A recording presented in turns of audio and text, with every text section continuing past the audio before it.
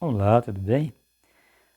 Você tem divulgado muito a fala do pastor André Valadão, quando ele pega de maneira enfática que a lei ela foi abolida.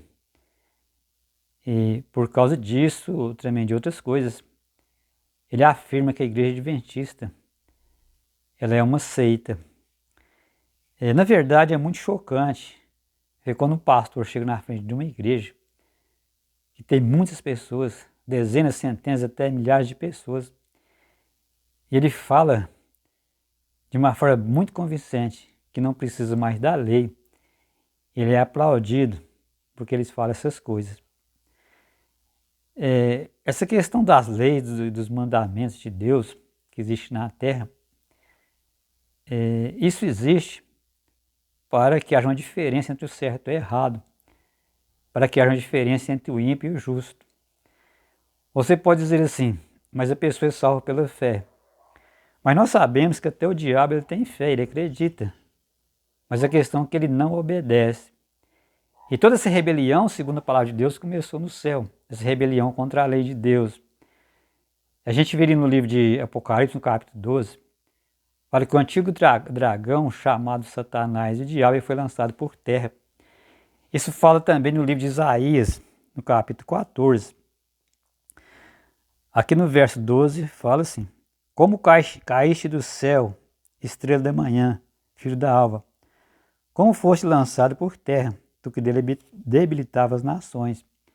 Então, mesmo que fala em Apocalipse, o anjo, que antes era anjo de luz, ele caiu por terra. E fala no verso 13: Tu dirias no seu coração: Eu subirei ao céu, acima das estrelas de Deus, exaltarei o meu trono. E no monte da congregação me assentarei, nas extremidades do norte. Subirei acima das mais altas nuvens, serei semelhante ao Altíssimo. A questão aqui é, por que houve rebelião em lugar perfeito, que na verdade todo esse conflito começou no céu? Por que deveria haver uma rebelião no céu? Certamente, sem dúvida nenhuma, porque existiam regras. Não há rebelião onde não tem regras. Aqui nesse episódio, quando a gente lê essa passagem aqui, a gente chega à conclusão que o inimigo quebrou, no mínimo, 2 mandamentos. O mandamento que fala não cobiçarás, pois ele cobiçou o poder. Ele fala que ele queria ser como Deus, igual a Deus. Esse pensamento também de ser igual a Deus, nós podemos entender que ele quebrou também outro mandamento. É o grande mandamento que fala que devemos amar a Deus sobre todas as coisas, ou não podemos colocar outro Deus no lugar do Deus verdadeiro. E ele queria ser Deus, e ele desconsiderou a Deus como estando acima de todas as coisas. Ele quis ser igual a Deus, cobiçou ser igual a Deus. Então a gente percebe, só por aí a gente percebe que existiam regras. Uma outra questão também, por que a Bíblia fala que ele enganou os anjos? Ele enganou com o quê? Qual era o seu argumento que ele estava enganando os anjos? Deveria ter regras para ter esse argumento, para dizer que ele estava sendo injustiçado, porque ele enganou os anjos.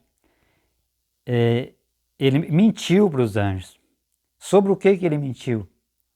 Então é uma coisa para a gente se pensar. A Bíblia fala que ele é o pai da mentira, mentiroso desde o princípio. No livro de Apocalipse, no capítulo 12, ali fala que com a sua cauda ele arrastou a terceira parte das estrelas. Como o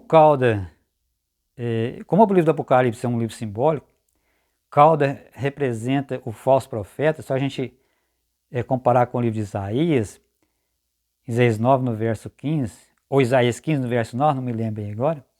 Então ali está falando que a cauda representa o falso profeta, ou representa aquele que engana.